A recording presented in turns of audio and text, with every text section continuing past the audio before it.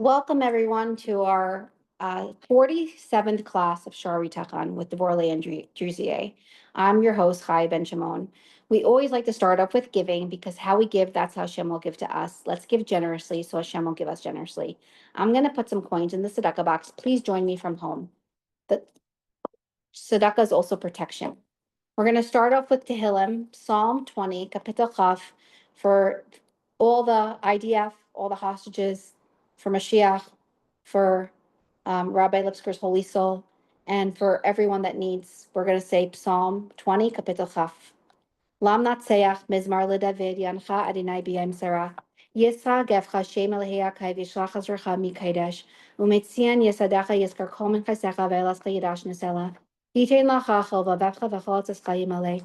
Niranana b'shuasecha v'shem Eloheinu nidgal yimalei Adonai kol mishal yisecha. Ata yidaiti ki yashia Adonai mishechai anei umishmei kachay b'voris yishah yiminei. Ela v'recha ve'ela v'susim v'anachnu b'shem Adonai Eloheinu naskir. Hema karo v'nafalu v'anachnu kamenu b'saydad. Adonai Hashia, Melech Yaneinu V'yam Karinu. The Tzemach Tzedek said if we only knew the power of Tehillim, we would say it day and night. May we merit to see all the blessings and Mashiach immediately.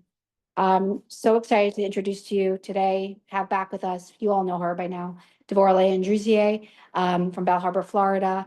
We dedicate these classes in memory of her dear dad, Shalom Dover ben Eliyahu Kiva. He is missed by everyone, and may we merit to see him so soon with the coming of Mashiach immediately. Devorah Leah also is an incredible speaker. If anybody is interested, reach out to me. I'll connect you. This wasn't part of the program, but when you know something, you share it. If you know an Olive, teach an Olive, and she is incredible. So today we are going to be starting chapter 5, and Devorah Leah, take it away. Just unmute yourself. Sorry.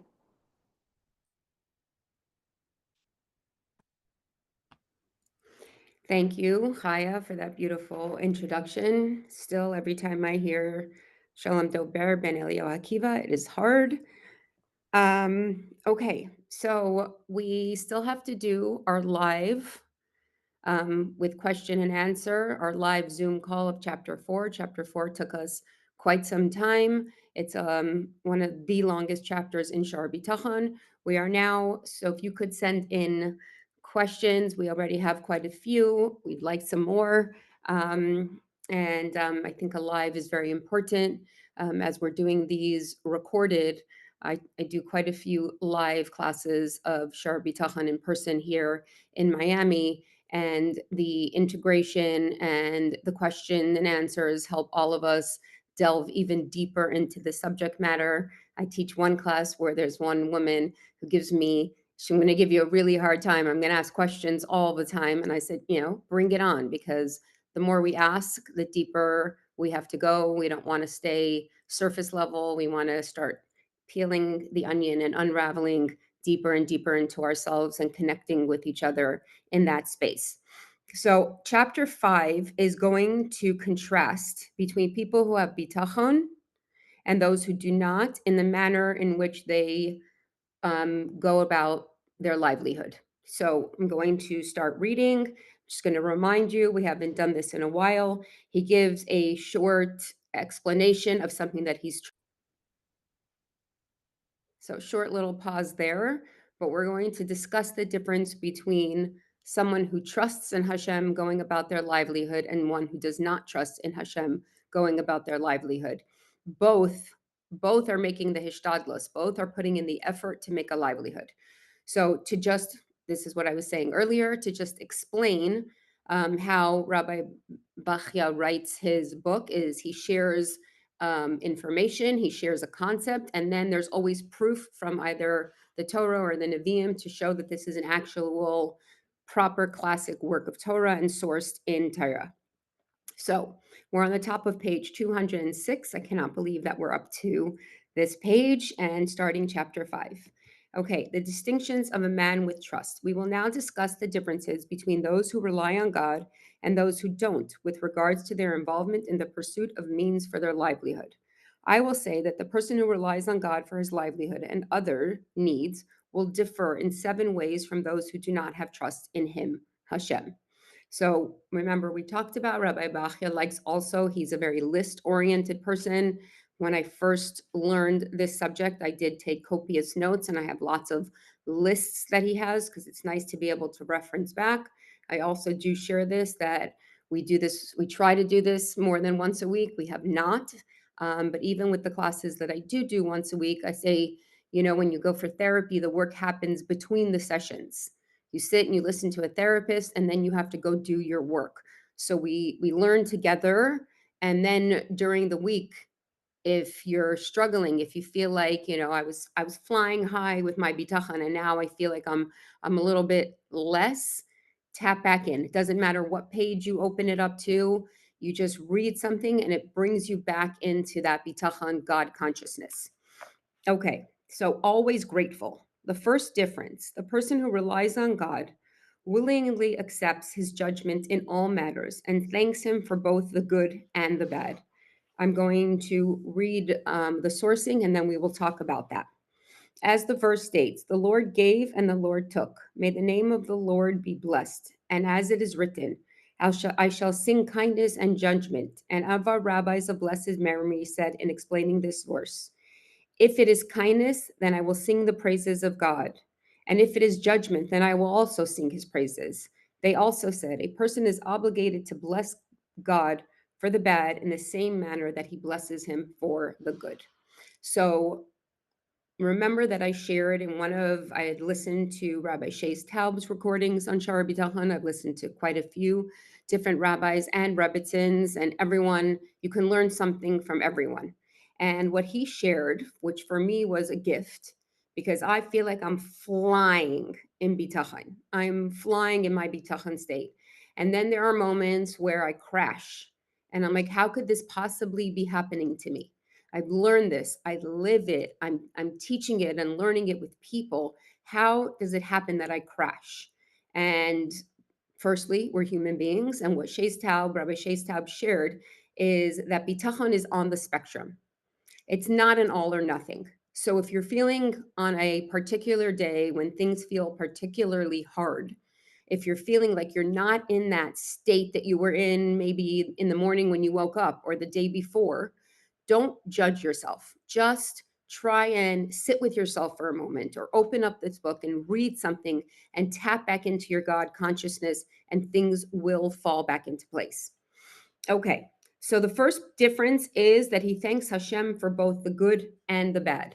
Now, for a regular human being, that feels extremely difficult and challenging. This is a very, very high level of bitachon. And when we did our last live after chapter 3, it was the live class ended up happening very soon after the 6 hostages who were being rescued within the next 72 hours by the IDF, and those 6 hostages were murdered. And it was a very difficult time. It took the morale of the Jewish people in Israel from way up here to way down there. For them, it felt like this was a symbol that we've lost. And they had no more strength and no more energy. And I was going to do my live class right after this happened, and there was some like concern on my part. How am I going to talk about bitachon? How am I going to talk about trusting Hashem in a moment like this? And then I'm very grateful, and she is someone that I look up to and have no idea how she is the way that she is other than bitachon. But I shared because that was the only thing that I could say at that time, which was Rachel Hirsch Pollen at her son's Shiva. He was at her son's Levaya. He was one of the 6 who were murdered. And she stood up in front of thousands of people and said, I want to thank Hashem for giving me the gift of Hirsch for 23 years. And she said, I'm sharing this publicly for all who are here in person and for all who are listening all over the world, because I want everyone to understand. And this was a woman who was very able to thank Hashem for the good of having Hirsch for 23 years and for what we view as the seemingly bad. because we have to believe that whatever Hashem does for us is good, whether our physical minds and bodies can process it as good or not. We know that Hashem only does what is good for us. So there's a story told about a rabbi, a famous rabbi who was in Yerushalayim. His daughter was very, very ill, and they came to notify him that it was his daughter's time. And he says, wait, first I'm going to say this pasuk. And he said a pasuk of gratitude to Hashem. He said, I've never gone through a large enough challenge for me to have to say to Hashem, I am grateful for the bad, for the challenge. I am grateful for what I am about to experience, because this was the first time that he had to go through something like that. And a short while later, they said to him, your daughter gratefully has made a full recovery. And he then said, now I will be able to thank Hashem for the good, exactly the way that I thanked Hashem for the bad. So it feels impossible. And if you ask someone before they go through something, if they think they would be able to handle the pain and the grief, they will tell you, no, there's no way that I would be able to handle losing my child, losing my father. There's just no way that I would be able to survive that. One would be able to survive that. And then you go through an experience of pain, of loss, of suffering, and we see, if we allow ourselves the ability to open our eyes and open up our hearts, we see that Hashem gives us an ability and an added strength to be able to do what we need to do. You know, in the first couple days of our Shiva, people were coming, and what they would share is, you know, your father left you this incredible legacy. And initially, the first few days, I was like, I don't really care about the legacy. Stop talking to me about the legacy. I just want my father. And you sit and you're in your own head a lot, and it settles. And when it settles, you're very grateful for what was left, because we no longer have an option, right? I cannot just stay in bed and do what I want to do.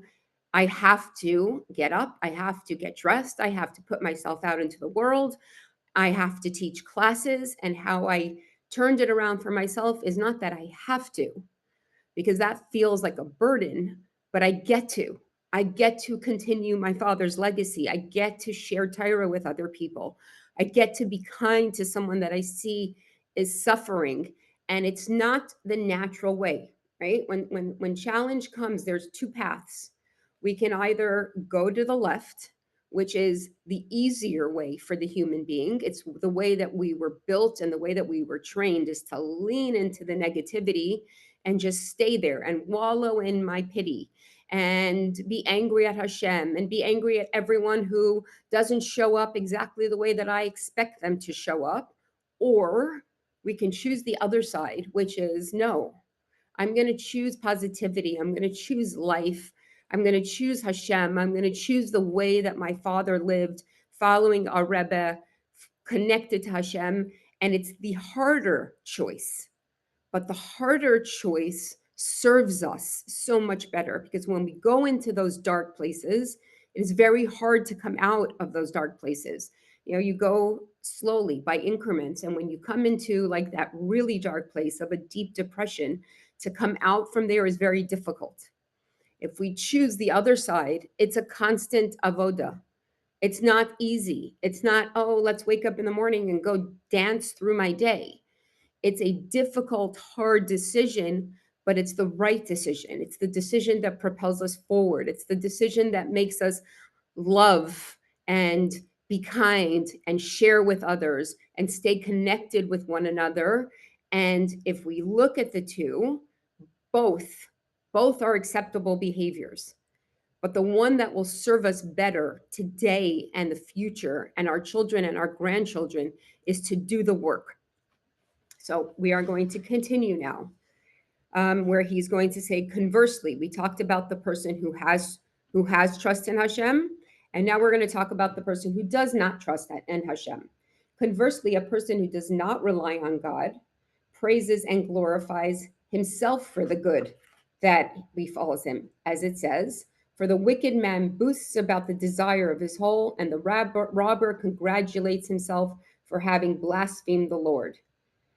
He is angry at God for the bad that befalls him, as it says, and it shall come to pass when he is hungry and angry, and he shall curse the king and God and look upward. So, one who doesn't have trust in Hashem, and it's all me. I'm accomplishing everything. So when I'm doing well, Hashem's not even a factor in my life. Hashem is completely separate from anything that I do that I'm a success at. And I become a little cocky and I'm so proud of myself. Look at me, look what I've accomplished. It says one who does that, it's the same if we would think about back in the day when they used to serve idol worship, they would worship a rock or a stone, and we would think to ourselves, that's insanity. How can anybody think that a rock or a stone or a piece of a bark of a tree is really what is going to maintain me and give me my happiness? This is what I'm praying to. That the person who goes to work and trusts in himself is a fool, the same way that we look at someone who would serve a rock or a stone. And same when they get angry at Hashem. When things are going well, we forget God. When things are not going well, then we're angry at Hashem and we demand from Hashem.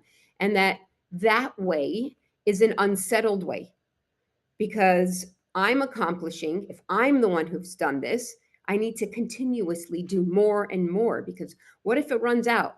What if someone takes it from me? So there's never a peace, there's never tranquility in us, both on both sides. When we're doing well and when we're not doing well, there is no peace, because when I'm doing well, I've abandoned Hashem and it's all me, and it's this constant running, chasing. And when I am not doing well, then I'm angry at Hashem. So we will end our class here for today, and we will continue with the second difference in our next class. Thank you so much. Thank you, Devorah Leah. What we're going to do is we are going to share a short Rebbe story instead of a quote that really connects to what Devorah Leah was sharing. And may your Holy Father's neshama, he would always ask how your soul is doing. May come back with Mashiach. And I know his soul is so proud, and he is so proud of you and all your holy work that you're continuing, and you're such an example, and you're continuing his life legacy by teaching and being your best version of yourself.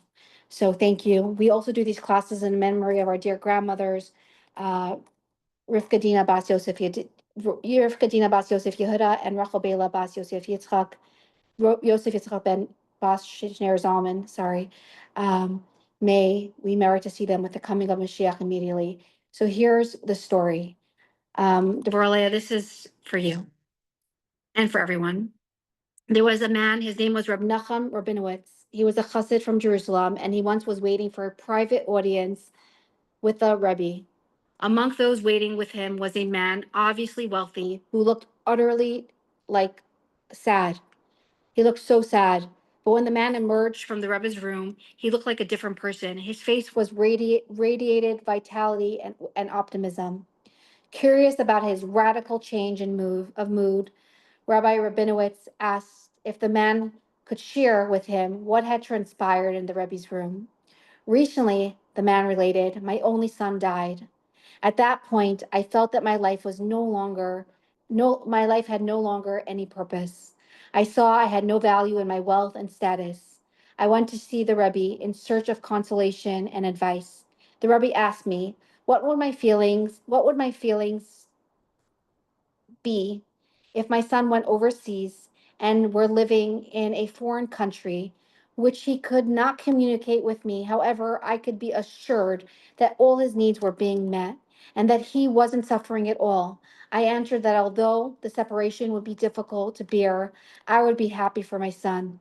The Rebbe continued, and although he could not respond, if you could communicate to him and send him packages, would you do so? The man answered, of course. This is precisely your present situation, the Rebbe concluded. With every prayer you recite, you are sending a message to your son. And with your gift you make to charity or institutions you fund, You are sending a package to him that he cannot respond. He, but he appreciates your words and your gifts. So everyone that has lost in their life, just know your loved ones is still there. They can still receive packages from you. It's just different in a different way. Spiritual packages. Don't stop sending them the packages they so much are seeking. Your love, your words, your your mitzvos. They really need it. Please do a mitzvah today in memory and in honor of Rabbi Lipsker. To not every man is a giant, and not every giant is a gem, and not every gem is a giant. But Rabbi Lipsker was both a gem and a giant. Please do a mitzvah in his memory today. Rabbi Shalom Dober ben Eliyahu Kiva, we miss you greatly, and we're looking forward to seeing you so soon with the coming of Mashiach now, and we will get it done.